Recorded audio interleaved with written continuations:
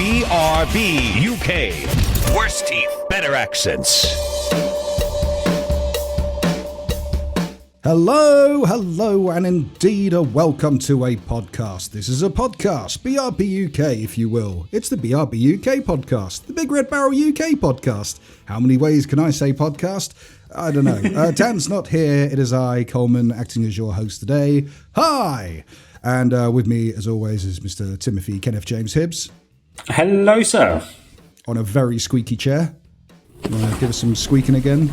Lovely. That's going to really make me happy in the editing process. No Dan this week, and for very good reason. No, yes. For he's on his happy honeymoon. Reason as well. Yeah. It's not often the case. Dan has finally got himself married, and now he is on his honeymoon. We were at the wedding. We're not going to go too much into it because we'll leave all the embarrassing stories for when Dan's back next week. But just while Dan's off, we would like to extend a congratulations once again to Dr. Destiny Dan and his wife, Mrs. Dr. Destiny Dan. Yeah, congratulations. Yeah, it was a lovely wedding. That's all we'll say on the subject for now. Yeah. But also, to bring it back to gaming very quickly as well, and to give him a chance to say thank you. I don't know about you, the gift that we got for being best men as well was quite nice. Like the little damn it, controller. I have mine downstairs. I wanted to show everyone. Mine's currently packed up, so I can't show you mine either. But maybe on the show next week. But yeah, he got us both custom-made controllers with our gamer tags and stuff on. Well, not your gamer tag, but Coleman on yours, I presume. No, I got my gamer tag on there. You got your gamer tag. Okay. Yeah. Nice purple and blue motif. Really nice. Well, he went with Spurs colours for me, which was pretty much perfect because it'll still match from the front, but then it's all party at the back with a bit of blue, and there's a little bit of red for a nod to BigRedBarel. So yeah, there's not many Spurs fans that would have a bit of red as well. So that's very uniquely me. So yeah. See, now I'm gonna have to order my own one that's in Portsmouth colours. Yeah, only right. Yeah. Anyway, we're going to talk about stuff to do with video games, because that's what we do on a video game podcast, apparently. And first of all, let's have a nice little chat about something we've spoken of before on the show, and something that we'll talk about again on the show, I reckon. You've had a little bit of a go on Sable, Tim. Yes, and I can't go too deep into it because I'm not too deep into the game. For anyone that hasn't been listening in previous weeks, I'm decorating, renovating, I'm redoing all the electrics and everything in here as well. So I currently do not have a TV in this room, in my lounge, my PlayStation 5 is packed up, my Xbox is packed away. But yeah, I downloaded Sable onto my Xbox Series S and was playing it on that before I packed it up. And I've downloaded it on my Xbox One, but I've been so busy I haven't even had a chance to try it out on that as well, basically. But and again, as you touched on, we've talked about it before, I played the demo and I have played a bit beyond where the demo went to. Right. And I spoke about it before, but yeah, really enjoy the game, really enjoy the kind of chilled vibe. You're exploring a kind of desert. It's not really clear if it's like a post-apocalyptic type thing or just that was kind of the vibe I got on another planet. I believe probably more likely, but it's definitely a kind of different culture to explore and sort of ruins and pyramids and it's basically a lot of the exploration is done by a kind of hover bike. There's not much in the way of threats. It's all just kind of puzzle and exploration and path solving to get to places. But it's got a really nice vibe. It's made by a couple of guys. I believe both of them are in London. I know one of them is for sure. But yeah, they reference one of the places that they reference, and obviously most people playing, well, I say most people, anyone outside of London or anyone outside the UK wouldn't necessarily have picked up on the reference. But there's a Burnt Oak, and I'm not even sure if it's Burnt Oak Station, but I think it's Burnt Oak generally that they reference in the game as a place. And yeah, it's just quite funny seeing a local reference in a video game kind of thing. anyone doesn't know, it did come to Game Pass, which is where I've been playing it, but it is available on other platforms as well. As I said, I won't go too much further into it because, I've played further than the demo went, but I've still really only scratched the surface and started exploring the kind of open first area, basically, sort of thing. But yeah, I really enjoy the vibe. I really enjoy the kind of chilled exploration to it, and I'm really happy with it so far, basically. Okay, I think that you've got the perfect opportunity now. You have a nice new sexy Xbox controller and you have a mobile phone while your consoles are packed away. You got your Game Pass. Yes, that is true. That is true. Mm. But as I said, I've got the Xbox One set up and I was considering switching stuff, but then I've got more streaming stuff set up on the actual Xbox One than I do on the Xbox Series S.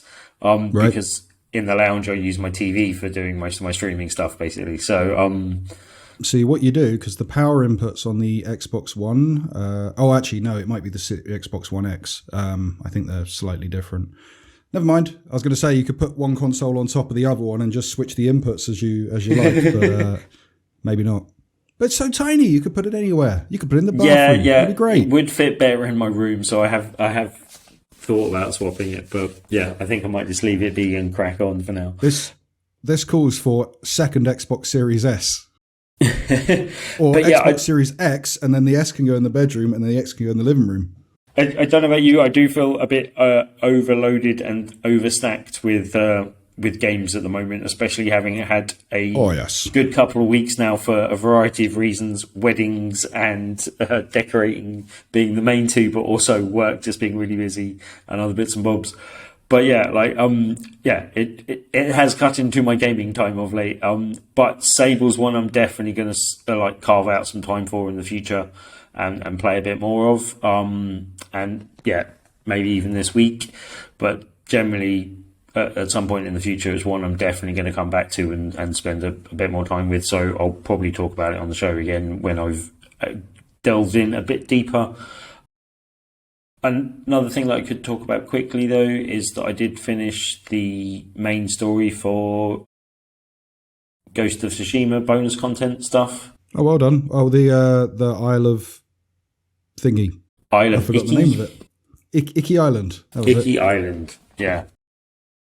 And I accidentally kind of went, okay, I seem to have finished the main plot. Oh, okay. And I got a few things to mop up and a few things. But even then, that was at 20 plus hours. So, and I've still got some bits to do and stuff as well. So, enjoyable, high quality, good fun. And good jewels. As I said previously, that my opinion that I mentioned previously on the show continued through to the end of that story, at least, even if it did end a bit sooner than I was expecting, and meant that I'd finished the main plot before all the pottering around doing other bits as well, which I'd normally do on the way to that point, possibly. But otherwise, enjoyed it, and that was good. That was all That's good. Really say on that. I need to get to that. Yeah, I need to get back to that.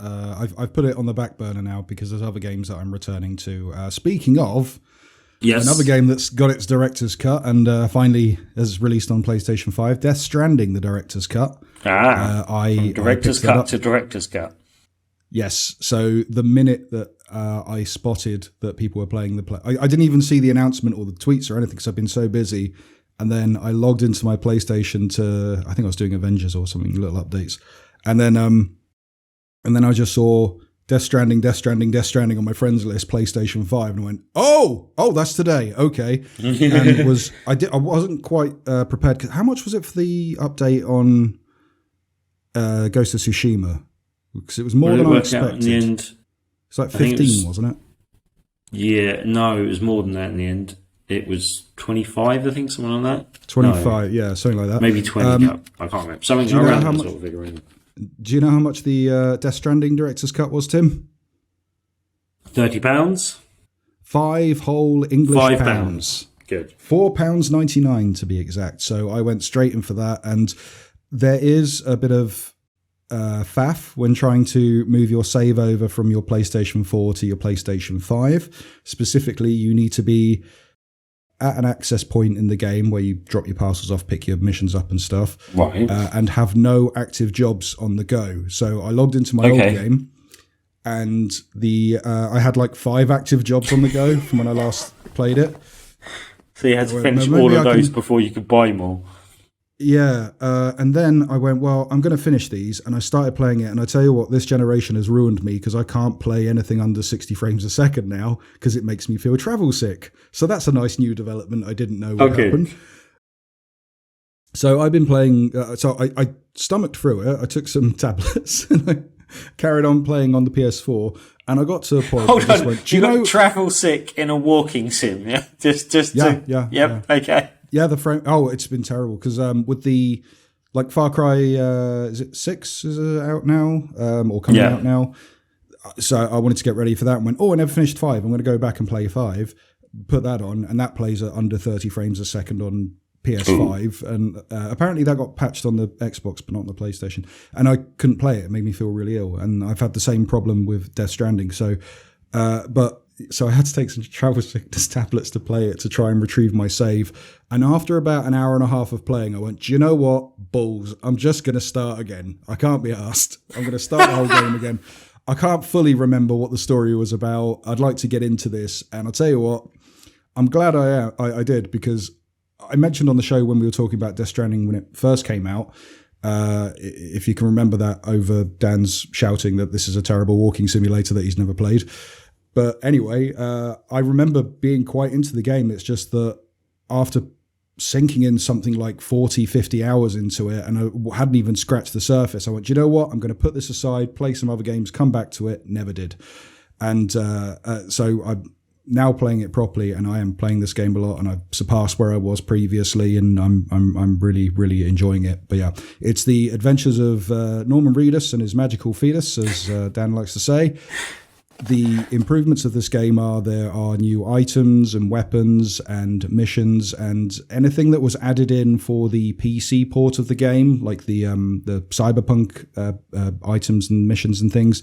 They've all been added over into this version of the game. Okay. And also there is a bonus kind of area, which is a bit like a kind of stealth challengey area. There's a lot of mystery surrounding it, but that's the thing when they made the announcement of the director's cut, where they showed the kind of, it looked like it was going to be a Metal Gear Solid game, and went, surprise, Norman Reedus. That's the new area. That's right, okay. Yeah. For a £5 upgrade, very happy, especially just, like I say, just for the frame rate. I've been getting a lot of play out of this I've mentioned on the show previously, there's a third-party PlayStation app, which costs about £5 itself, I think. And it's worth getting over the free PlayStation app because it means you can use third-party controllers, which means you can use a Razer Kishi. So I'm doing a lot of this playing on my phone, sat on the sofa, doing the little deliveries. And then when I get to the story stuff, going back to the computer and playing it properly. But yeah, it is a very engrossing game, much more so than I previously found. I'm a big fan of Death Stranding, and I kind of now, I liked it before, but now I'm way into the hype with the 20 other people that went, yeah, this is actually a good game. It's not all weird post-apocalyptic Amazon delivery. I have a question, Mr. Coleman.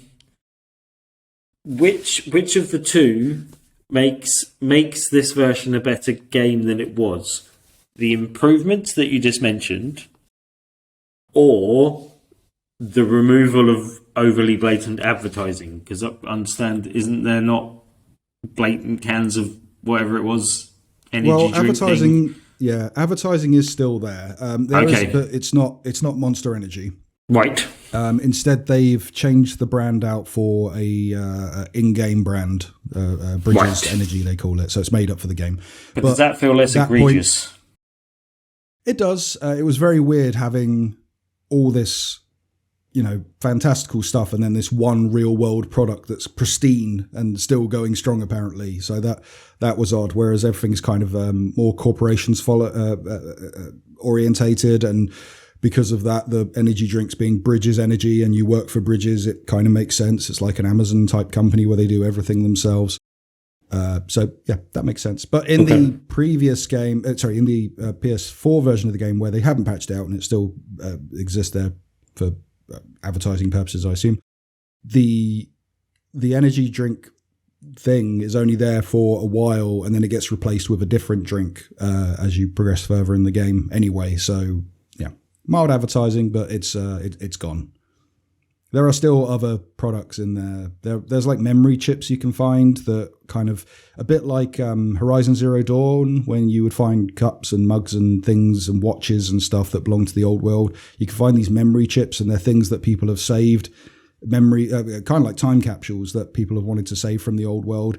And a lot of them are Honda motorbikes. So I don't know if Hideo Kojima's just a big Honda fan. There's like the God of War soundtrack for PS4. Okay. Random anime figures, but it's all licensed stuff, like a Godzilla fiction book, and lots of weird things you can find like that. So there's real wild items in there, and that's kind of the same as the Metal Gear Solid series has been previously, like Calorie Mate and batteries and all that kind of stuff they've stuck in previous titles. So yeah, it fits the MO of Hideo Kojima. But yeah, really enjoying it. It's been good as well because I've been very busy lately, and it is a great kind of stress relief for me to play. It's my new No Man's Sky. Where I'm struggling to get back into No Man's Sky, I can get back into this no problem. Okay. And making it handheld has been brilliant. Handheld walking sim. So you can walk while you walking sim? Yeah. I spent an hour port forwarding so I could take it out on the move with me. I haven't tested it yet, but it works locally. Yeah. The other game we've been playing, which we've all been sent codes, but I was the only one who had the time to sit down and play it. BPM, Bullets Per Minute. I do want to play this. This looks really fun.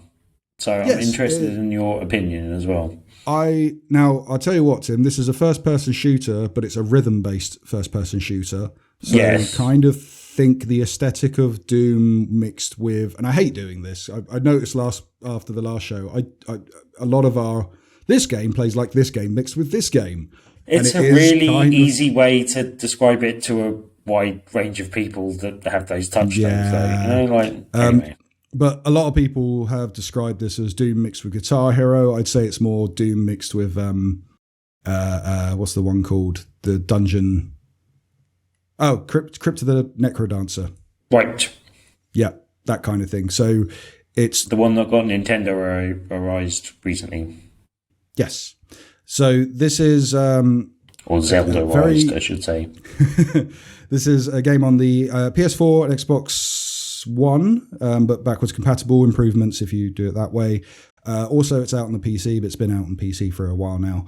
So you may have heard about this previously. It's got this weird kind of heavy metal Norse mythology kind of motif to it, where you take a character, a Valkyrie, and you're battling through hell further into hell to defeat demons and spiders and bats and stuff.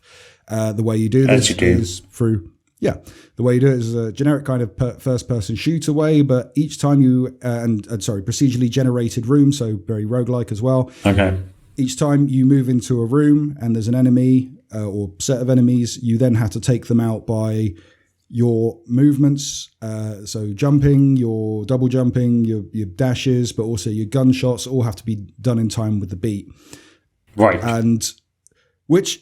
That sounds like a perfect game for me because I do love my rhythm games, and I, over the years, I got quite into my first-person shooters as well. So this one appealed to me a lot. I was actually going to go pick this up before we got sent codes anyway. On practice after playing it, it's bloody hard. Yes, way harder than I realised it would be. Way harder than I realised it would be. Yeah, does the timing thing just basically add to the difficulty of a first-person shooter, essentially? Do you know what? The timing thing isn't the problem. I can keep time very well in the game. What they do as well, the crosshairs in the game, they're kind of these moving triangular points moving to the start, so they go on the beat, so it can help you keep your timing. More like it's split moving to become whole in the center. Okay. Keep doing that on the beat, so you know when everything reaches the center, that's the beat. Okay, so I can imagine it's got that's useful. Some feedback to guide you to when the optimum time is, basically. Yes, and I'd assume that is useful if you can't keep a beat. But right. I've played a million rhythm games. We all know, and you can groove to the beat, Coleman. I can keep a beat, my chill daddy, something like that. Yeah. Here comes the hot stepper. Anyway, keep it in the time. That's not the problem I found. The problem is the game is just bloody hard. Oh, okay. And there's different modes to it. So you've got like a practice run, easy, and then hard and extreme difficulties. They unlock after you've completed the game on easy. And I struggled on easy and moved it down into practice to kind of get the hang of it, and then jump back up to easy to kind of get my flow in that game.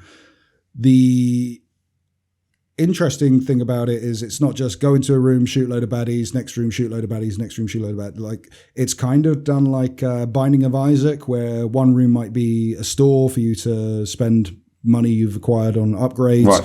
Another one might be for you can find like challenge rooms where you can set off a challenge, kill all the enemies in the room, and then a chest will appear, and the more times that you take them on, you can get a bigger chest each time. It might be something like a special room where this power up can only be found in this kind of room. So there's always different things. Is there a choice between rooms like there is in Hades, or is it a kind of blind going in, or? It's blind going. Well, actually, you can find it. It'll show you on the mini map an icon of what it will be. But if you go in the room, then you don't have to use it. You can go out and find a different room. There's usually multiple in one area. Right. But yeah, there's lots of different things. One of the things I like is there's a bank where you can go in and you can just deposit coins, and then they'll be there for the next time you're playing around. And if you find a bank, you can then withdraw the coins to then use on power-ups in the future in different runs and stuff. I mainly like it because the bank's controlled by weird little creatures that are kind of cool. But yeah, the downfall of the game itself is the actual soundtrack. It's not particularly interesting. There's no licensed music to it. It's all made for the specific game. I'm guessing for the idea of you having to loop tracks and stuff, so you can't really throw in Dragon Force, Fire and Flames if you're going to be in the game, a level for half an hour or something. So that bit is quite a letdown. And all the tracks, they're not that particularly interesting. They're just a 4x4 beat constantly. So it just kind of, the idea is droning guitars and beats and stuff, but all the tunes are pretty much the same, except for a couple at the end. The other kind of downfall is there's a weird aesthetic choice, which is to kind of throw this huge bloom saturation in over everything you're doing. So it's hard to kind of pick up any detail. And I think that's for a choice because on the PC, you could turn that off. And on the console, you can't turn that off. And I don't know why, but it takes a while to get used to. So that's very distracting. But otherwise, you are easily distracted, Coleman. So, I am very easily distracted.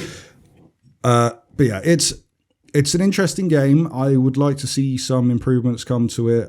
Again, it would have been amazing if they had some licensed music in there, some classics. But you can understand why that's difficult. But I can understand technical limitations and licensing limitations.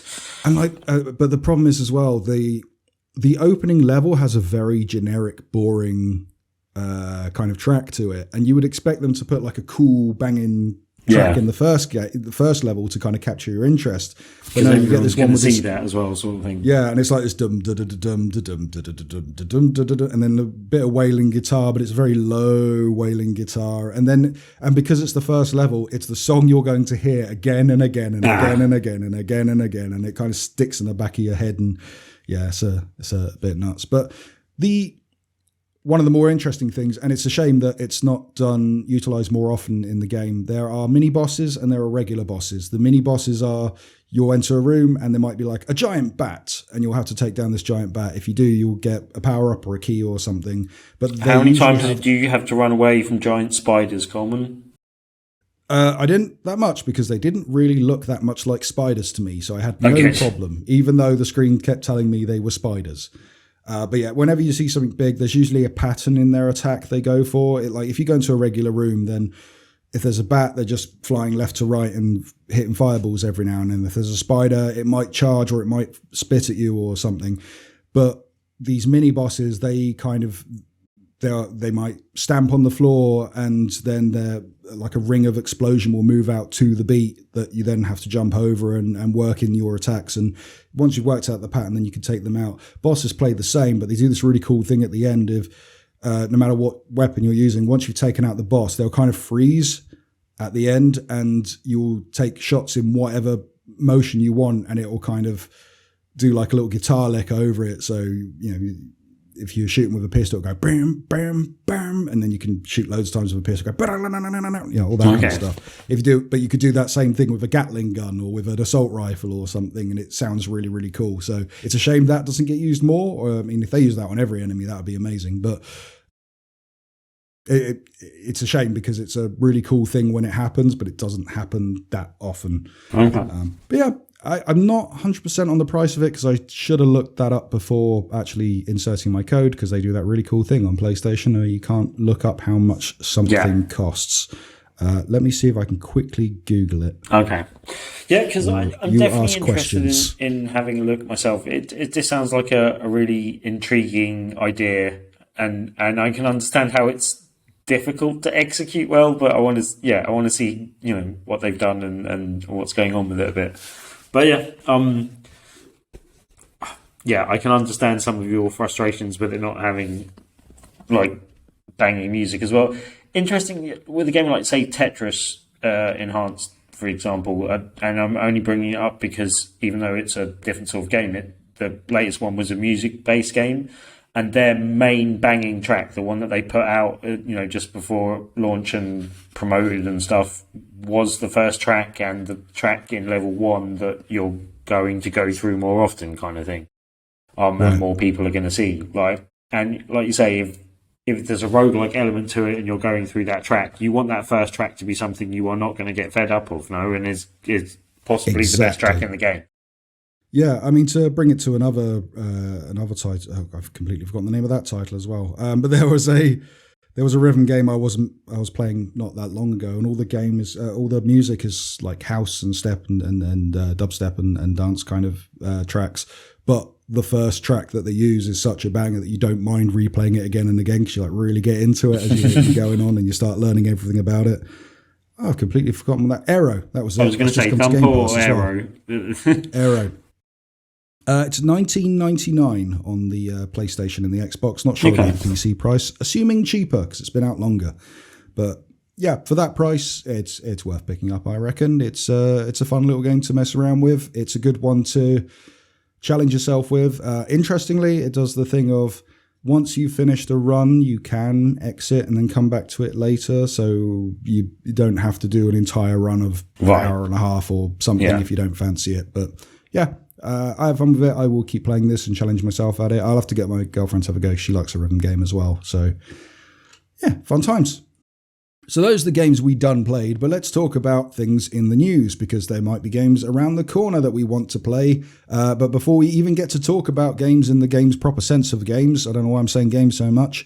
Games. Twitch so many games, Coleman. Games. Yeah, Twitch has to do with games. They've been hit by a leak. Not just a leak. They've been hit by what was getting called in the press a mega leak. That doesn't sound good. That does not sound good. And let me tell you why.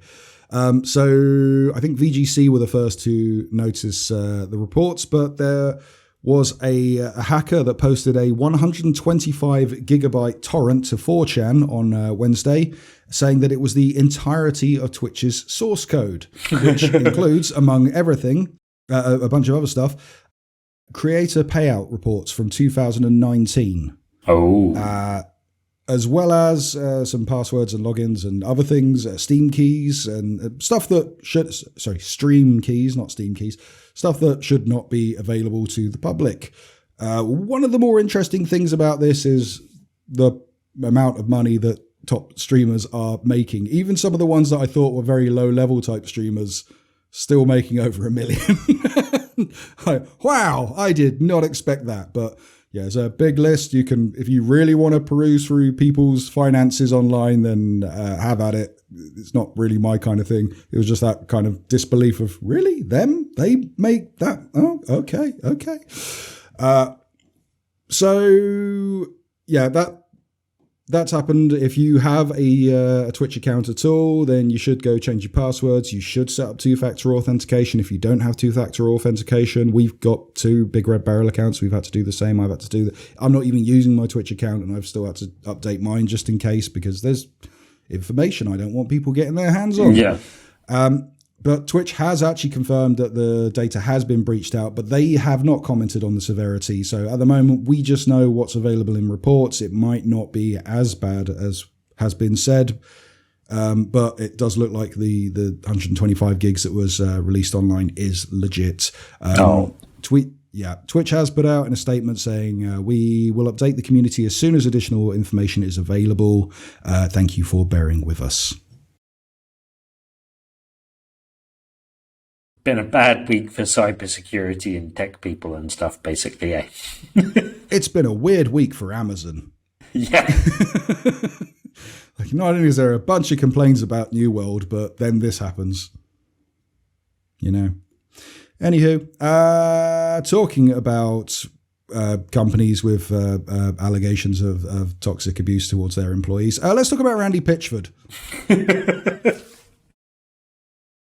So you may have noticed there was an E3 show for Gearbox where they went through a couple of titles, the new Tiny Tina expand-alone for Borderlands 3 and all that kind of stuff. But there was what I found incredibly awkward and boring section where Randy Pitchford walked around the set of, the backstage of the upcoming Borderlands movie, and they silhouetted people and blurred out faces and stuff, so you didn't see anyone except for Kevin Hart, which you got to see Randy Pitchford stand next to Kevin Hart and fail at getting a high five. Anyway, that's the indication of... at least he didn't do a magic trick. There's that, Coleman. That's why he didn't get high five. That's why everyone said, blur my face out. I don't want to be seen next to this clown. I have no problem with magicians. It's fine. It's just Randy Pitchford.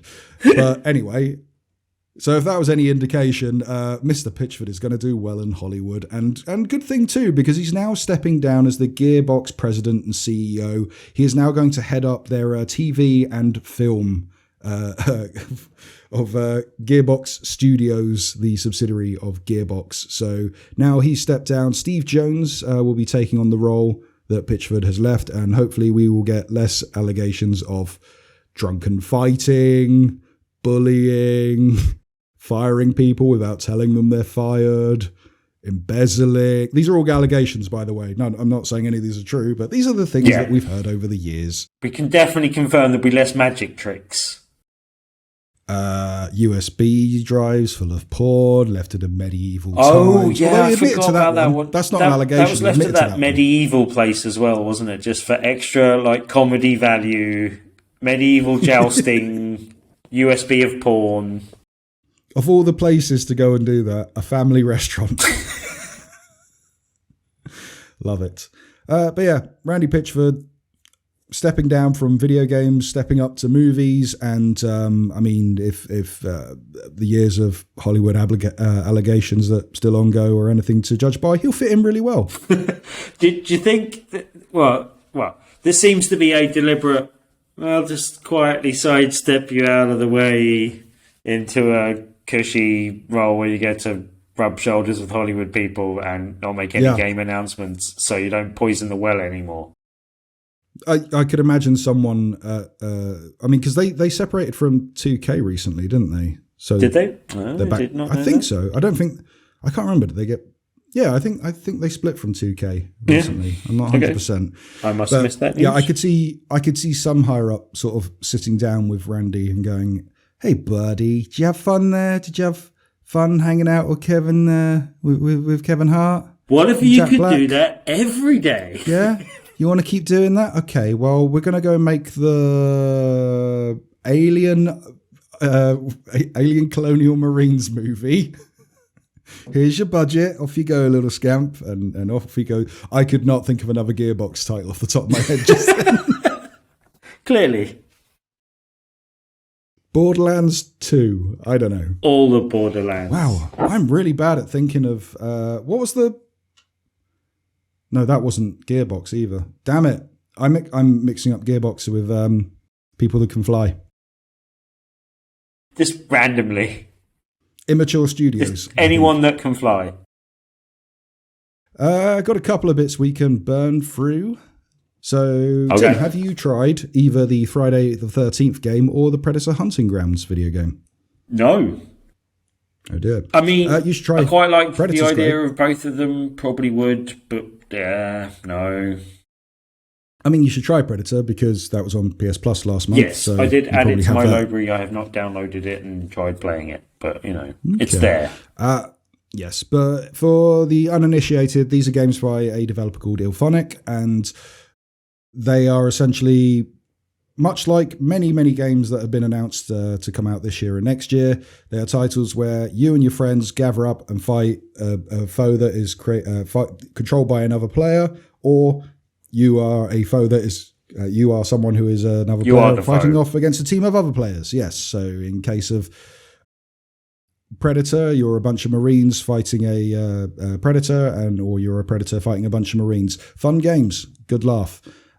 They are making a new. Well, they have a project in the works. They have Arcadegeddon. I think that was the one that was announced on a. Yeah, that was announced on a PlayStation State of Play a little while ago. Apparently not great. But there's meant to be a third licensed title that's been under wraps, and possibly by accident, the co-founder of the studio, Raphael Sadiq, he was on the Questlove Supreme podcast, which Questlove is the drummer from The Roots. Big hair, funny guy.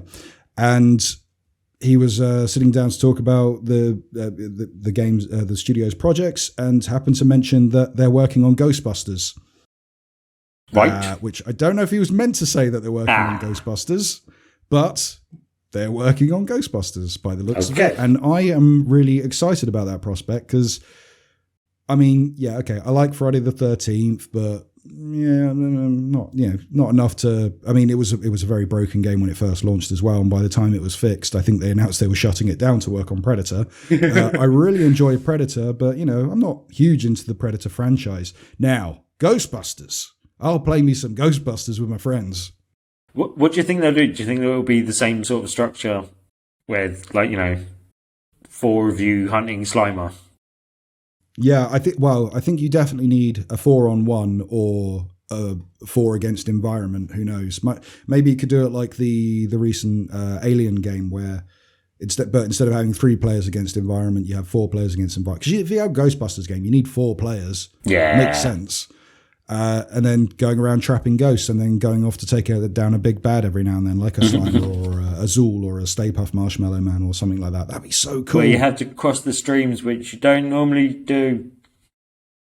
Yeah, I would play me the heck out of some Ghostbusters video game that isn't that really bad Activision one that came out a few years ago and I did the review on and I absolutely hated that game.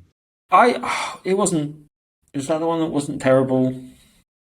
There was the one that Atari was making, and then Atari sold it, and then someone else picked it up, and that was a really good third-person game that had all the original cast members and stuff in. Yes, that one. Then there was a tie-in to the 2016 Ghostbusters Answer the Call, the reboot. Right. Depending on what circles you're in.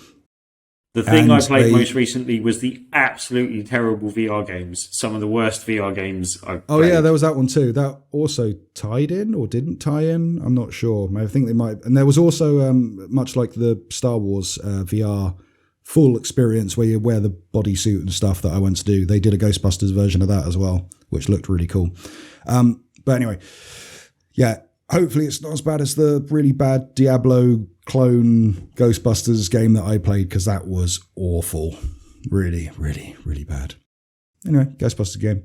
And lastly this week, because we had a week off, we missed the Nintendo Direct. There was a lot of stuff going on in there, but one of the things they announced was there was going to be another announcement. They were going to do a Smash Direct to announce the last final DLC character for Super Smash Bros. Ultimate. A lot of tongues are wagging, a lot of lips are flapping, and we finally found out who that was. It's Sora from Kingdom Hearts. And so the reason being, it's a game that I possibly... One of the fighting games I care about the least in the world has a character coming from a game I care about even less. Like, you called it a fighting game, I win. Ground you down. Oh no, that's fine. The reason being, I'm assuming you didn't watch the stream yourself, Tim. I didn't watch this stream. I did watch the direct before, which was a decent direct. It was a good direct. I enjoyed it. The reason for having Sora and a lot of the characters that have been announced over the couple of years since Smash Bros. Ultimate's been out, there was, when they were releasing that Smash Brothers for Wii U and 3DS, they put out on a website to vote for who you'd like to appear in Super Smash Brothers as DLC going forward. And they never revealed who the winners were or what the rankings were or anything like that at all. They just did it. Don't even know if it got taken into consideration. Then the site got taken down when the game was released. And then they have said that the top person, the top character suggested was Sora from Kingdom Hearts. So he is now finally a character in Kingdom Hearts, and it rounds up really well. And plus, it's a good character that has a decent presence in the West as well as in the East. So it makes sense. And has for a big Japanese key. Has a big keyblade. It seems one of the... Seems like more of a big key. Everyone says it's a key blade. There's not much blade to it. It's just a big key. It's a key that you whack people with and you can unlock doors. I mean, whatever you use it for, it is just a big key. You can call it a keyblade, but unless it's got like a Swiss Army knife function to it that I have not seen the function of, it's just a big key. Some of the keyblades, because there's different ones you can get, some of them have like the edge of the key, like some of them have more like knife-like properties to them, so that would make more sense there. But yeah, the regular one is just a big key. Big key. Yeah.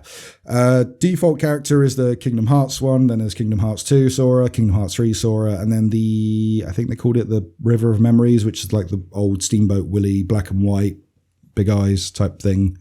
Yeah. But I like the idea. I'm not particularly frothing at the bit for some Sora action in Super Smash Brothers, but I like the idea. You can see there was some heavy negotiations on how to get this character in the game, in that there is no sign of Goofy or Donald or Mickey or anything Disney. The closest you get is a little charm on the Keyblade, which is the Mickey Mouse, the hidden Mickey, the little ears and 3 circles. You know, hidden Mickey. Everyone does at this point. Yeah, if you go to a Disney park, then there's a lot of hidden... Yeah, okay. You don't need me to explain that. Sora will be added to the game on the 18th of October. It costs £5.39 as a standalone, or if you want to get the Fighters Pass Volume 2 that has Minecraft Steve and all those characters in, that's going to be $26.99. How much? $26.99. It's a character pass. There's like just $26.99. And how many amiibos do you have to buy to get the whole shebang? You don't need any amiibos. Okay. I might get some more amiibo. Just that's just Metroid Dread, is it then, generally? Which, incidentally, I don't know about you, I keep on flip-flopping. I kind of want that game. I kind of don't want to spend £50 on it, but also know that Nintendo probably won't discount that for quite some time afterwards as well, so... That's why with the Switch games, I keep getting very tempted into going for physical copies because you can find them cheaper elsewhere. Like when everyone was going on about the latest Monster Hunter, Curry's had it on a stupidly cheap deal. Shock 2 had it at a stupidly cheap deal. So I might just look elsewhere for it, because I was umming and ahhing whether to get Far Cry 6, and by some reviews it seems like yes, it would be a game that I enjoy, but maybe I should wait for them to patch it a bit because the complaints that I had about Far Cry 5 seem to have transferred over into Far Cry 6. Falling through maps and vehicles exploding for no reason, that kind of stuff. Open world jank. Yes. All right, that's all the news we got time for this week. Well, the news we have this week, really. There was some Konami stuff. Yeah. Konami's holding competitions to make stuff out of their old properties. Yeah, EA is apparently thinking of changing the name of their football game. FIFA. I mean, after the rousing success of PES changing to eFootball? Well, this is the thing. They can't come up with a worse transition in name than their direct competitors right now. Their direct competitors are in the worst place they could be, so it's probably a good time for a name change. And it's not exactly like the FIFA name comes with, like, a rosy, very, like... It's not a good name at the moment, basically. It has been besmirched somewhat. I know, but it's the brand, isn't it? It makes sense to call it FIFA. Unless if Konami's going, right, we're going to call Pro Evo, we're going to call PES eFootball, then EA might go, right, here, unveiling our new football title, Pro Evolution Soccer. I think they're just going to call it EA Football. Yeah, I guess that makes boring, sense. Bland. It's bland. The thing is that they're paying a lot of money for the FIFA license. I don't think they need it so much anymore because licensing's all gone very weird. And I don't know how much having FIFA helps because they seem to have to go to all the individual clubs and do everything individually anyway. Yeah, I don't know that the FIFA name adds too much to it for the amount of money they're probably having to pay for it. And in the end, the name FIFA becomes synonymous with the thing, whereas someone in marketing has pointed out, hey, this could all be positive things where people talk about EA rather than FIFA. So they could say, do you want to play EA? You know what I mean? Like, rather than, do you want to play FIFA?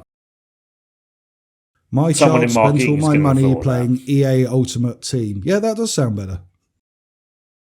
Yeah, or just EA Ultimate Team. Yeah, why not? Just Ultimate Team, maybe. Yeah. What was the name of that stupid Super League that they were putting together that seems to have died on its ass? They could call it that.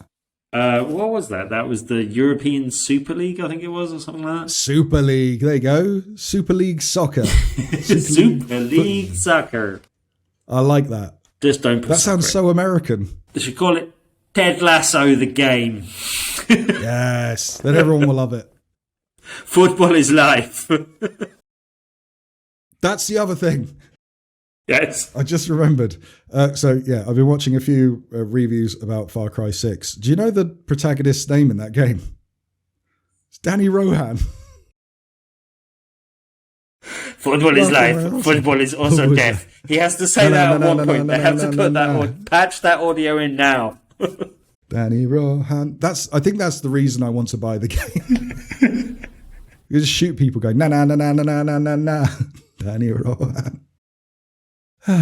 Okay, I think it's getting a little bit silly here now, so we should probably wrap up. So before we go, let's say, Tim, what is going... Actually, no, do you know what? Before we get to Geek Out for Gosh, Tim, what's going on for Tabletop Tuesday? Oh, yes, because things have changed somewhat. We're still not getting back to normal, in inverted commas, just because I can't really do the type of thing I used to do at the events and not add to the danger of generally everyone going out and stuff like that. Like, I did kind of cross between people and say hello to everyone, and yeah, I just don't think I can do what I did people previously and not add to the danger factor or, just not make things worse, basically, for everyone at the moment. So I'm staying at home. But, the Loading Bar are putting on some events every Tuesday at the moment. I believe there's a different feature game every week. How they're working that. They did do one of their own versions of Love Letter recently, and that was their feature game to kick things off. If you want some more details, you can follow Loading Bar, which is, I think, at Drink Relax Play on Twitter and other places. I think it's loading.bar. Loading.bar for their website. They've got... the location that I used to do our Tabletop Tuesday events in, and I did mention this previously, but they've moved down the road from where they were, so they've gone from Dalston to Stoke Newington, but it's literally along the same high road. It's on the same road. It's closer to the station. Which is good. And they've got a new location opening in Peckham along with their location in Brighton, which is all up and running as well. Yeah, all doing food and, as I said, some tabletop stuff. There's other things going on other nights of the week as well. I believe Wednesday is Dungeons and Dragons nights, and anytime that the party order a drink, the Dungeon Master drinks for free. So, that's cool. Which is quite a nice way of doing things. That's a really good idea. And yeah, there's other stuff going on throughout the week. I am going to make, when I finish my decorating, as I mentioned earlier in the show, I will probably be making it along to one of the Tuesday nights just to go along and play some games, although I won't be doing my hosting stuff just because I don't see how that works at the moment and doesn't, compromise safety, whereas I want to do everything I can to keep everyone safe at the moment, generally. They have to build you a germ-proof booth and give you a microphone. So you can I get one of those big suit things, hazmat suits, and just walk, keep 5 meters away from everyone. Hello! But yeah, it's I'm not sure as friendly. No, that's good. I've been seeing the picture of the Peckham bar that's still in progress. I'm not sure it's open yet. I don't think it's looking very it's on the way. And the Stoke Newham, they built an arcade in there as well, and that looks really, really cool. Yeah. And they got some cool IPAs in there, so I'll have to join you for a drink there at some point. Lovely. And outside of Tabletop Tuesday news, what's going on with Geek Out for Gosh? No major news this week, but for anyone that doesn't know, Geek Out for Gosh is a campaign where you can raise money for Great Ormond Street Hospital. All you got to do is stream some games, get some sponsors, and there's some details and stuff that will help you do that on Tiltify and other bits and bobs on Geek Out for Gosh on Twitter. You can get some more details there, or go to the gosh.org website and search out Geek Out for Gosh or Geek Out Gosh. All you got to do is raise £250. You don't have to raise that much, but if you do raise that much, you get an exclusive insert coin pin and t-shirt to commemorate the fact of you doing that as well. So if you can't quite stretch to those sort of limits, you can sponsor someone else that is doing it. There will be some other events coming up in the future for that as well. But at any point in time, you can do that as well. So go and check that out or support people doing it. Cool. I haven't put out for questions. I do have one, though, left over from the show we didn't do last week. Okay. But if you have a question, then please go over to our Discord or our Twitter or our Facebook or our YouTube comments or our website, BigRedBarel.com, and say, I have a question, much like Spiky Chris has done. He says, I have a question. Just how much of a dick move is it for Nintendo to charge extra for N64 plus Genesis games, I think you mean Mega Drive, yes, on their online subscription? An expansion pass for the online subscription, vomit emoji. And Coleman kind of rightly picked you up that it should be Mega Drive, as we are, BRB UK and all. But to be fair, I had a Genesis growing up, so I'll allow it. I can kind of see this both ways. Like, they haven't added too much to the online stuff, and for me, this is really annoying because we're just getting to the generation of stuff that I care about a bit more and would have played a bit more than the stuff that's already up there that I don't really care about as much. Like NES particularly, I don't care about. There are some SNES stuff that I've messed around with and fiddled around with, but I think we're getting to the age of games that are infinitely more playable and easier to go back to. And harder to emulate. And it may just be as a factor of, stuff that, I enjoyed playing at the time and played at a slightly older age as well. But I can... All right. It's one of those things. If this is the only way that they could do it is by structuring it in a different way and a different payment thing, then I can kind of understand it. But at the same time, it's a bit annoying. The other thing is I'm playing for a family pass for everyone on BRB at the moment, so that might come to an end and I might switch over. Well, it's funny you say that because, I'm not a fan of an expansion to a subscription or tiered subscriptions or anything like that. It always winds me up when they do stuff like that. Sign up for Prime and get all these videos, and you sign up, go, I want to watch that video, go, okay, but you got to add on that subscription. Oh, yeah, but that's another £2. Yeah, that stuff. Oh, you wanted to watch it in HD, did you? Oh. So not a fan of that. What I'm more annoyed about is that they announced it. They went, this is coming in a month. We won't tell you any pricing. We won't tell you how this works. If you have a family subscription, are you paying for an entire family? Are you paying? Does each person on the family have to pay on top of this? How does that? How does that work? Are you going to be? Can you? Do you have the option? Do you then have to break up your family pass if you do want to do a separate thing? That kind of stuff. That's not a headline Nintendo want. Break up your family pass. Like that's no. But then also what's going to happen going forward? There's rumors of Game Boy and advanced games. Is that going to go on a main subscription? Is that going to be expansion 2? Are we going to see GameCube on expansion 3? Is it going to keep on building up like this until it's silly that's expensive? The thing. It creates a slippery slope, and they haven't told us how far we could slip. Yeah. And the other thing that annoyed me was, did you see the complete shambles of controllers? Because they went, hey, wireless N64 controller. I'm fine with that. I like an N64 controller. I'm one of those weirdos. I like the Dreamcast controller. I like a Dreamcast controller. Apparently, they're done through the stock of the original controllers, which a lot of people are annoyed by because the thumbsticks had a tendency to break on people. I've never had that problem.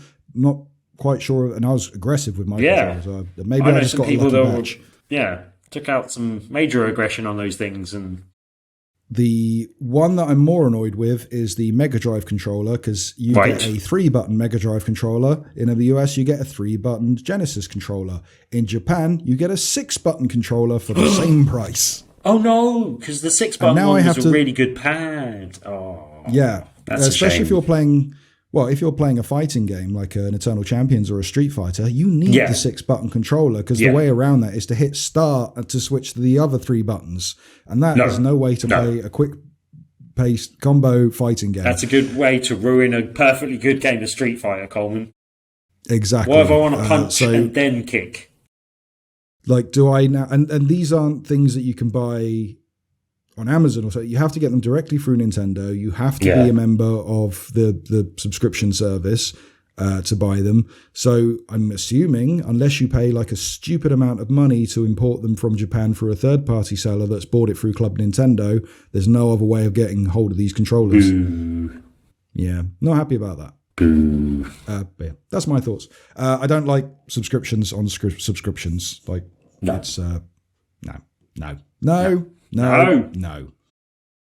Anyway, if you want to get in contact and send us questions, you can do so on the comment section of BigRedBarel.com. You can do so on our Discord, which there is a link to not only on BigRedBarel.com, but in the show notes in this here podcast. So if you're looking on your player, look at the description, scroll down. There's links to everything. All our socials are on there.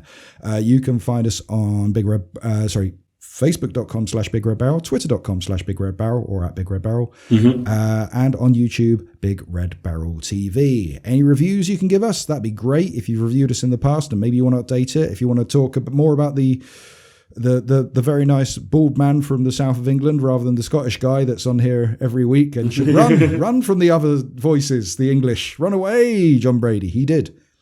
Spoke to John the other day. He's doing really good. Thought I'd let everyone know. You can give us reviews on Apple Podcasts, Podchaser, Stitcher, Castbox, or anywhere else really, but those are the 4 that we see. I think we can see on other platforms now. I should check into that. But yeah, any reviews you give us, they help us in the rankings. We read them. We blows up our ego a bit. We feel a bit better with our day. It makes our day and all that kind of stuff. So thank you very much for anyone who's left a review or anyone that will leave a review. Thank you. Thank you. Thank you, Tim, for not being on our honeymoon. Yeah, because Dan's on his honeymoon. I do that most weeks. That's good. Good. Should we find I've got new Dan clips. Let's play that one. Oh, good slaphead action. Yep. And I do like the beatings, though. Good. New Dan clips. I will say this about the reception. Did run around to a lot of Dan's family that didn't know Dan had been on television. Show the clip. Did not only just show the clip. Well, first of all, pulled the picture up. A lot of people going, what the hell? Started playing it. Oh my God, it's video. I was like, I'm going to blow your mind now. Turn the phone to the side. Ooh, it's on YouTube. You can see it yourself. Eating my dust. It went down very well, so I was happy with that. Right, this has been episode 460 of BRB UK. We shall return next week, hopefully with Dan, unless, maybe you don't want to come back. He's had enough. Married life now, Coleman. He's married now. He can't do the show anymore. He's not married to the games anymore. Yeah. That's another podcast. I know. I meant more like travel problems, COVID stuff might interfere. But we're assuming a Dan is back next week. But next week, there will be a Coleman. There will be a Tim. Hopefully. Yep. And until that time, I have been Coleman. And I might have been Tim. And we will most probably see you for episode 461 next week. But until next time, dear listeners, a goodbye.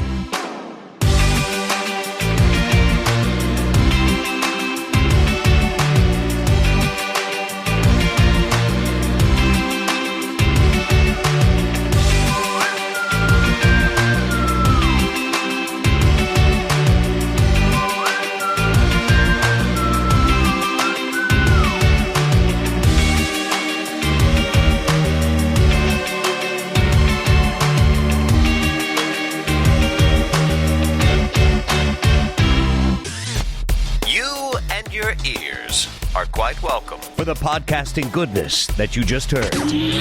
Why not roll on over to BigRedBarel.com for more podcasts, news, reviews, and videos from the biggest, reddest site on the internet, BigRedBarel.com. No, Coleman, you will buy it now, you bald-headed freak. You will get this game, and I will force you to play it. That's exactly what he said. Right, he forced you to play it. Forced me to do it. So you've got a big, sweaty, hairy man in your house